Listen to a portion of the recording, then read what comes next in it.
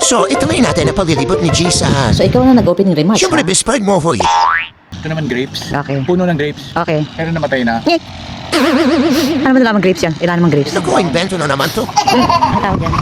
Yan. Halaman ligaw din yan, eh, no? Oo, mga Ano yan? Maroon, I think purple. Ha? Bulaklak na lumilipad? Paano mo nalaman? Oo. Lumilipad yung pag nahangin. May wings? Ayun, Ah, galing ah. O, ano namang drama yan? Baka masulubsob ka. Ay, salubsob ba yun? Oh, Yan, no? oo. Ay, ayaw tumigil. Sige, maalupihan ka dyan. Mamaya may may-ari ah. Loko, sigawan ka. Ulo. Uy, natakot ako. Kala ko totoo. Nakatakot. Loko. Bata pala yun. Stapa pala. Hello, doggy. Laki ng aso. Loko talaga tong bata. Tara, dun sa may river. Saan na may lalaking yun? Nalingat lang sandali eh. Ay, din si puto matandang ito, oy. Nasaan ka? Hinaharap ka ni best friend. Best friend. Hanapin mo nga. Ang lolong to't napakalikot ah. Naku, wag dyan. Pag ikaw nahulog dyan, walang katao-tao. Ay. Hindi ka na. Uy.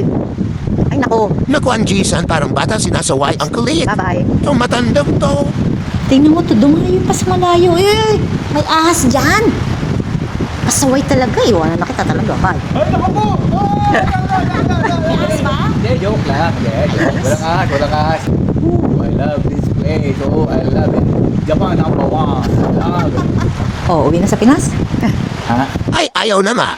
Ano?